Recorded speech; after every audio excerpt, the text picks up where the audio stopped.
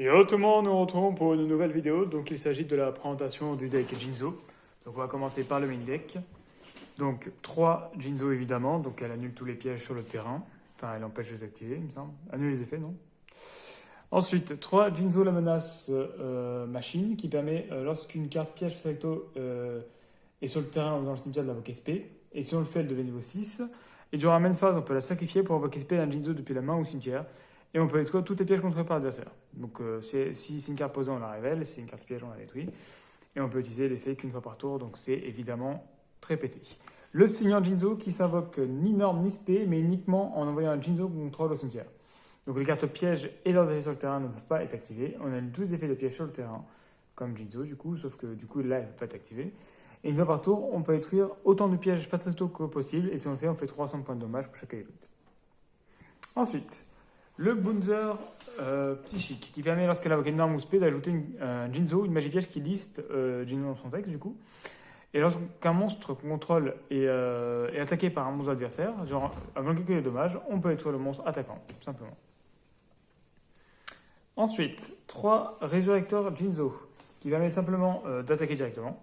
Et lorsqu'elle est détruite et envoyée au cimetière, juste envoyée au cimetière plutôt, on peut envoyer un Jinzo au cimetière. On peut cibler un Jinzo dans le cimetière et l'invoquer SP. Ensuite, je joue évidemment des dangers pour pouvoir drop facilement. Donc, j'en joue des différents. Donc là, on a Oiseau Tonnerre, un Papillon, Jackalope, Bigfoot et Nessie qui servent simplement pour pouvoir pour drop facilement et avoir du coup un sacrifice aussi pour par exemple Jinzo. Ensuite, des prêtres invocateurs qui servent à invoquer SP du coup, le Bounder pour pouvoir proc son effet. Ensuite, on a le changement de cœur du coup, puisqu'on a plutôt un deck go second, on va récupérer un monstre adversaire, paf, on fait Jinzo, c'est réglé. Monster Reborn classique, on récupère un monstre Jinzo. Super Poli pour passer les bords d'un peu embêtant. Loi du Cosmo, donc elle est très intéressante. Votre adversaire peut poser un piège depuis sa main ou son deck, puis s'il l'a fait, on invoque un Jinzo depuis le deck. Et s'il ne l'a pas fait, on ajoute un Jinzo ou un monstre qui lit spécifiquement la carte dans le texte, du deck à la main. Voilà. Ensuite, Cyclone Cosmique, donc on cible une magie piège, on la bannit, classique. 3 tourbillons jumeaux, on cible 2 magies pièges sur le terrain, on les détruit. 2 typhons pour détruire une magie piège, classique. Le plumeau de Damarpi. 3 décrets royaux qui annulent tous les pièges. Et paralysateur de pièges qui annule tous les effets de piège également sur le terrain. Voilà, on est vraiment avec un deck anti-piège du coup.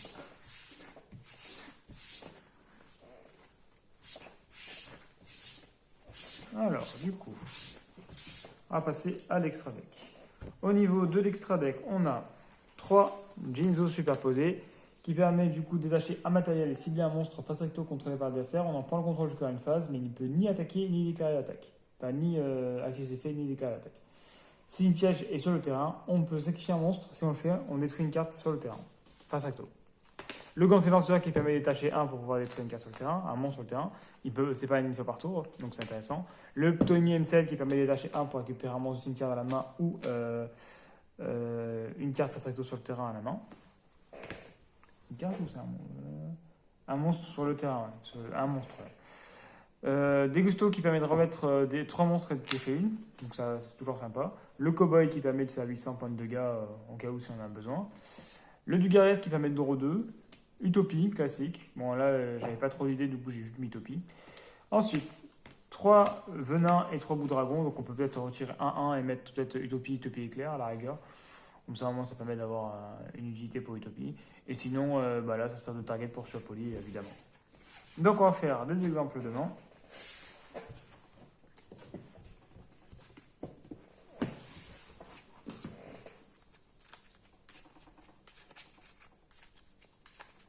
Donc là, comme on a dit, on a un deck go second, même si on a quand même des pièges intéressantes comme Décret Royal, etc. On est plutôt un deck go second, on va essayer de spé Jinzo assez rapidement.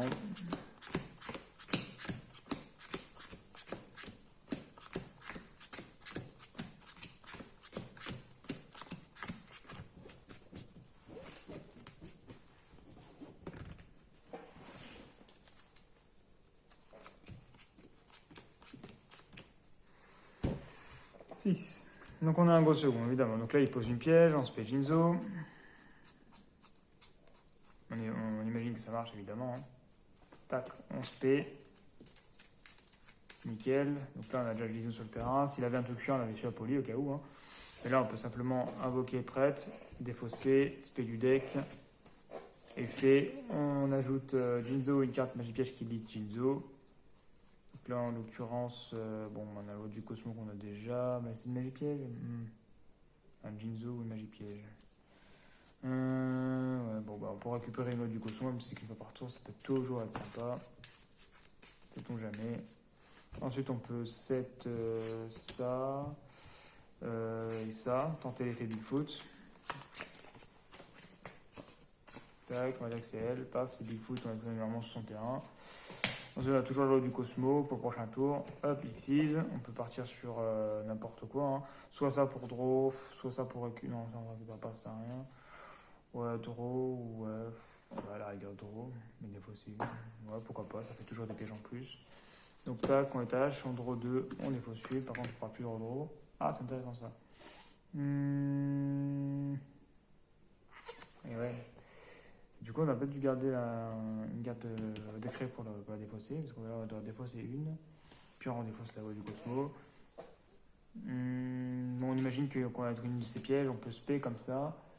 Et de niveau 6, du coup, soit on fait Xyz, soit on part sur Rospé Jinzo. Plus c'est un effet rapide, c'est ça? Ouais, c'est que du rapide de face par contre. Ouais. Et du coup, voilà. Tac, tac, tac. Bon, après, voilà, on a un truc à faire. Hein. On peut taper. Et puis après, on pourra plus redraw. Mais bon, là, on a un chapeau au cas où. Et un décret royal au cas où c'est une pet Jinzo. On a ça en effet rapide qui peut respecter Jinzo. Donc, on a de quoi faire. On va faire un dernier exemple de main. Un deuxième.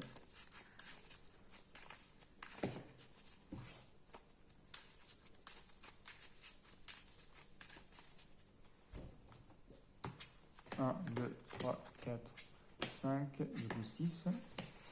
Parfait, on fait ça, on va tuto ça, on va spé Jinzo. Voilà, ça c'est fait. Tac, on sacrifie Seigneur. Ensuite, on fait l'effet Rose Tonnerre.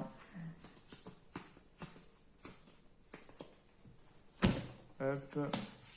Nickel, du coup on spé Oiseau Tonnerre et on draw 1.